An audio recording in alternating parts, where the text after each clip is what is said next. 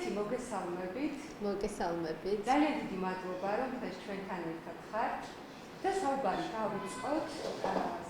დავიწყოთ ანდორაში გამართული მაღალმთიანი კულინარიის ფესტივალით, სადაც საქართველოს იყო წარმოდგენილი, თქვენ ესწრებოდით ამ ფესტივალს და გვითხარით თქვენი შთაბეჭდილება, როგორ წარსდგა საქართველოს, რა მნიშვნელობის არის ასეთ ფესტივალში მონაწილეობა და რა შედეგები ჰქონდა აი ღონისძიებას ჩვენი ქვეყნისთვის, აი ტურისტული პოტენციალის.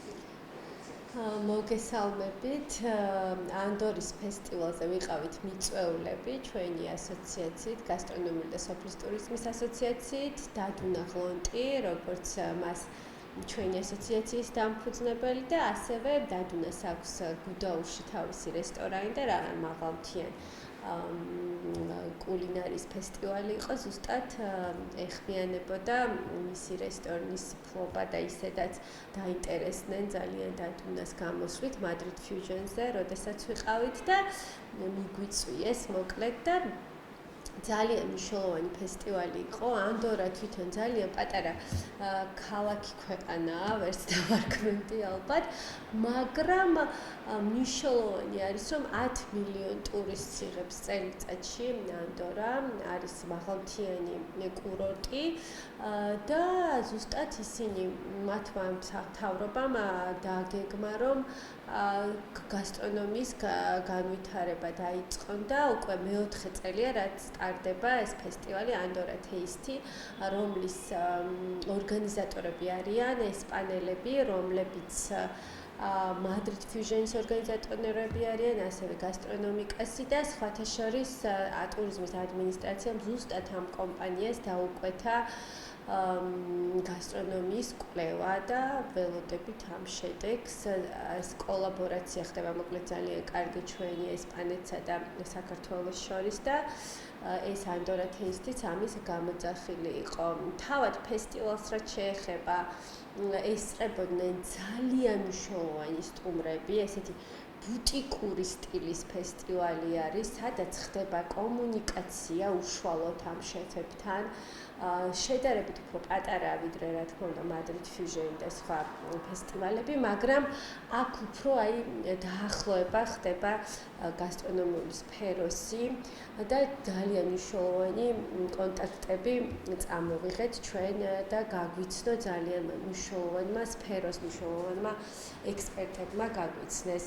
ესწრებოდნენ ჟურნალისტები, ფუდ კრიტიკოსები და მათ საშუალება ჰქონდათ, რომ საქართველოს შესახებ გაეგოთ პირველ რიგში და ასევე დაეგემოვნებიათ კერძები. პირველ დღეს იყო VIP გალა ვახშამი, სადაც ესწრებოდა ანდორის მთავრობა და ფუდ კრიტიკოსები, ჟურნალისტები და მიშლენის შეფები ესწრებოდნენ. აქ საუბარი არის 3 და 2 მიშლენიან შეფებზე, საუბარი არის ლეგენდარულ შეფზე, ფერა ანდრიაზე, რომელთან ერთადაც ფაქტობრივად ვახშამზე ყოფნა და ის, რომ მან საქართველოს პირველად გაიგო, არა აი საერთოდ არ იცოდა საქართველოს შესახებ, ჩვენ გავაცანით, აი ეს იყო ძალიან მნიშვნელოვანი, დაინტერესდა და მან დაგვპირდა, რომ საქართველოს აუცილებლად ეწევა. პირველად ესპანეთში მყოფი რესტორანი, რომელსაც უკვე მიშლენის გიდში არის შესული, ნუნკა მადრიდი, მათ ეწევა პირველად ესეც თვითონ ნუნკა მადრიდის ფლობელი, ნინოც ჩვენთან ერთად იყო, მხარდასაჭერად ჩამოვიდა ჩვენი და მას ძალიან კარგი ურთიერთობა აქვს თვითონ ამ ვიჩეტო გასტრონომიასთან, ვინც არიან ორგანიზატორები და ჩამოსული იყო და მოკლედ ძალიან კარგი გეგმები დავსახეთ და სამომავლოდ ის არის ზუსტად მნიშვნელოვანი, რომ საქართველოს გავაცანით. თვითონ ჩვენი პრეზენტაციაც, რომელიც დადუნამ წარადგინა ირაკლი თოდაძესთან ერთად, მოიცავდა პირველ რიგში საქართველოს რუკა ჰქონდა გამოტანილი პრეზენტაციაზე და ჯერ საქართველოს გავაცანით, თუ სად მდებარეობდა, რა ქვეყანა იყო, რა პროდუქტები ჰქონდა, მის გასტრონომიაზე ვისაუბრეთ ვისაუბრეთ და შემდეგ ყველა მოდიოდა, როდესაც დასრულდა ეს პრეზენტაცია და გვეუბნებოდა, რომ ეს არ იყო მხოლოდ კულინარია და ეს იყო ქვეყნის გაცნობა და ძალიან მნიშვნელოვანი იყო და მათ გამოთქვეს სურვილი საქართველოში ჩამოსვლაზე. აი ყველა მოდიოდა და გვეუბნებოდა, რომ ეს რა ქვეყანა ყოფილა და გვინდა რომ გესტუმროთ. ამაზე მეტი წარმატება არ ვიცი უკვე. აი თვითონ ისაც ქვეყანას გენა რა იყო წარდგენილი ჩვენი ქვეყნის მხრიდან და მათი შთაბეჭდილება როგორი იყო ჩვენი წარმოადგინეთ თავად პრეზენტაცია გავაკეთეთ ხინკლის როგორც მზის სიმბოლოსი, ესე ქონდა სახელწოდება, რადგან ხინკალი ტრადიციულად მზის ფორმის არის, ბორჯღალოს ფორმა აქვს და აი ტრადიციებზე ვისაუბრეთ. ხინკლის მთის ტრადიციებზე ვისაუბრეთ, თუ რა პროდუქტებისგან შედგება. ხინკალი მოვამზადეთ არა მარტო ხორცისგან, არამედ მოვამზადეთ ნადუღი და შიბუთი, როგორც მზადდება ხევსურეთში და მოვამზადეთ ნიგვზით და ნივრით, ესეთი ხინკალიც არსებობს. ამ ტრადიციები არ დავარღვიეთ რეალურად და მრავალფეროვნება ვანახეთ. იქვე დაკეპა ირაკლი თოდაძემ და დადუნა მოახვია თან პრეზენტაციას მიყავდა და ძალიან ისეთ საინტერესო შოუ დავდგით. ამის გარდა ვახშამზე მოვამზადეთ მთის კალმახი, მდინარის კალმახი. იქაც იშვიათობა ყოფილა, სხვათა შორის და ძლივს მოიპოვეს და გავაკეთეთ ბაჟეს соуსი გააკეთა დადუნა, მწვანე соуსი, ტარხუნი და სხვადასხვა გემოებით და რადგან ყაზბეგში უხვად გვაქვს ველურად მოდის ქაცვის ესეთი კაფი მიშლენურად გააკეთეს შეფებმა და ძალიან ახთოვანება დაიმსახურა, იმიტომ რომ ინტენსიური გემოები იყო, რაც სხვათა შორის დამახასიათებელი არის ჩვენი გასტრონომიისთვის, ეს ინტენსიური ბევრი მწვანილის გამოყენება სუნელების წიწაკის, რაც ევროპული სამზარეულოსთვის უფრო არ არის დამახასიათებელი. მნიშვნელოვანი კიდე ის არის, რომ მოგეხსენებათ ნორვეგიული სამზარეულო მოწინავე არის თავისი ტექნიკებით და ისინი აღნიშნავენ ესე კულუარულ საუბრებში გვეუბნებოდნენ, რომ საქართველოს აქვს პოტენციალი გახდეს ახალ ნორვეგიად და ანუ რადგან ახალ ქვეყნებს და ახალ პროდუქტებს ყველა ეძებს, საქართველოს აქვს ზუსტად ეს პოტენციალი და უბრალოდ აი ძალიან ისე მიგვიხეს, როგორც ახალი ქვეყანა რუკაზე, ასეთი მიშლენური.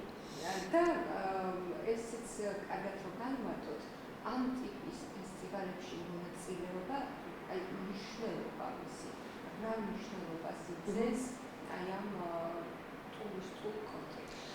მნიშვნელობა ზუსტად ის არის, რომ პირველ რიგში ის რომ ქვეყანას იცნობენ როგორც გასტრონომიულ ქვეყანას და უკვე ხდება პოპულარიზაცია, მათ სურვილი აქვს თუ ჩამოვიდნენ, თან ისეთი ქვეყნებიდან იყო იქ სტუმრები, თავად ესპანეთი, რა თქმა უნდა, იყო საფრანგეთიდან ჩამოსული ფუდ კრიტიკოსები, შეფები, ჩამოსულები იყვნენ სლოვაკეთი, ბევრი ქვეყნიდან იყვნენ, იტალია, რა ვიცი, მთელი ევროპა თითქმის იყო, ნიდერლანდები, ბევრი ქვეყნიდან იყვნენ და მათ გაიცნეს, რომ ესეთი ქვეყანა არსებობს და გამოთქვეს სურვილი. ხა საბერძნეთიდან ჟურნალისტი იყო, ეხლაც მაქვს უკვე კომუნიკაცია და შევპირდი, რომ აუცილებლად მოვიწვევთ და რა თქმა უნდა ტურიზმის ეროვნული ადმინისტრაცია დაგვიდგება მხარში ამ ფესტივალზეც დაგვიჭირეს მხარი და იმედი გვაქვს რომ კი ბატონო, ასევე მინდა გითხრათ სტუმართმა ფესტივალის თბილისური დღეები მიმდინარეობს ხო ახლა ეს ახლა მიდის და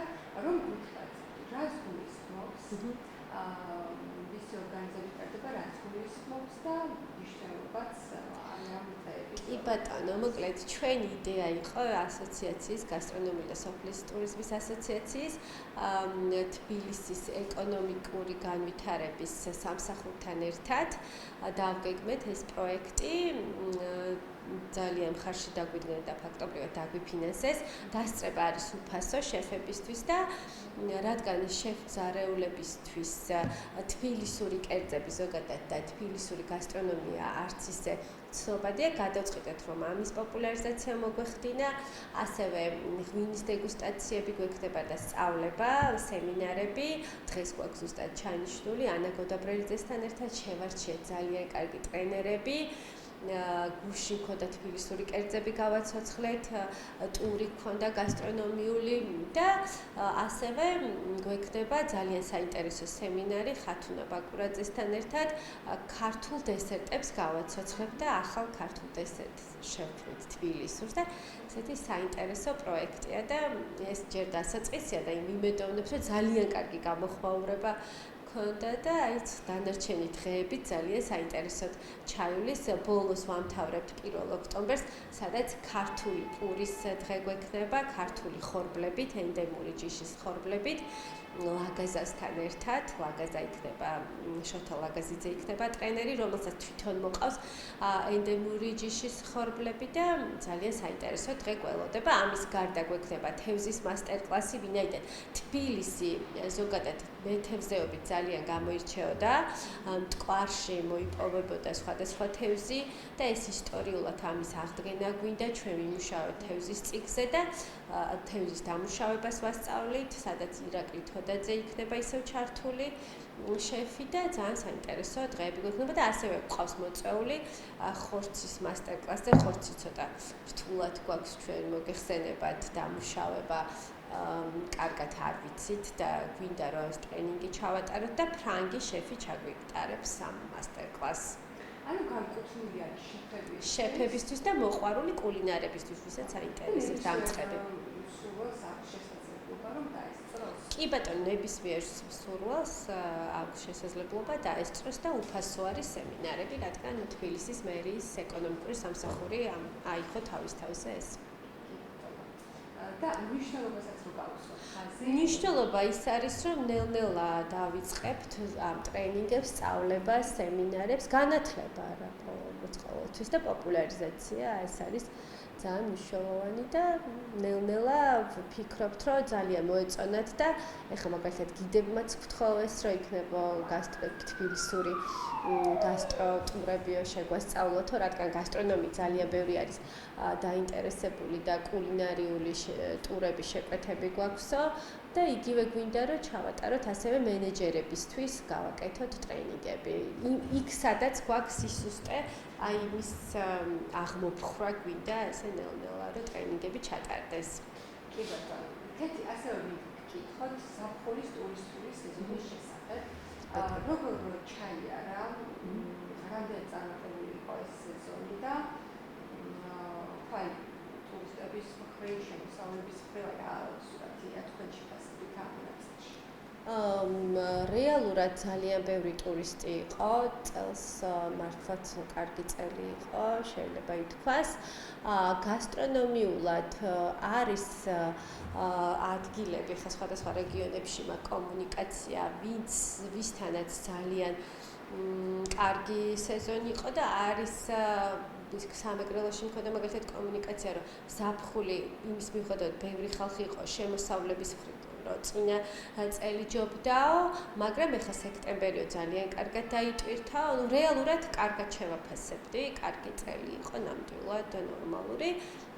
აზიური ტურისტები ყავს ასევე ძალიან მრავლად წელს, როგორც ვიცი, აზიიდან, ინდოეთიდან, ჩინეთიდან. მათთვის გასტრონომია ნაკლებად არის ზოგადად საინტერესო, უფრო თავის კერძებს არიან მიჩვეულები, მაგრამ აქაც შეგვიძლია რომ ვიმუშაოთ, რეალურად სამუშაო არის, იმიტომ რომ მე მყავდა მაგალითად ინდოელი ტურისტები, რომლებსაც ღვინოც კი აინტერესებდა და თურქებიც მყავდა ღვინის ინტერესით, აი უფრო სამუშაოა, რომ აი ეს ნიშა ვიპოვოთ, რომ რა შევთავაზოთ მათ, რომ იგივე ჩვენ გვაქვს მრავალფეროვანი ინდურ სამზარეულოსთან ძალიან ახლოს ფხალეული, საცივი, რომელიც ფაქტობრივად მათ სამზარეულოს გავს და შეგვიძლია რომ ამ კუთხით მიუდგეთ და შევთავაზოთ იგივე პური, რომელიც ინდურათაც პურია და თუ უფრო მეტი კომუნიკაცია გვექნება, რომ რაღაცა საერთოს შევთავაზებთ და ვეტყვით, რომ ჩვენი ძალიან გავს თქვენ სამზარეულოს, შეიძლება პირიქით დაინტერესდნენ და ანუ სხვანაირი მარკეტინგული კომუნიკაცია არის წასაყვანი და ამ შემთხვევაში შეიძლება რომ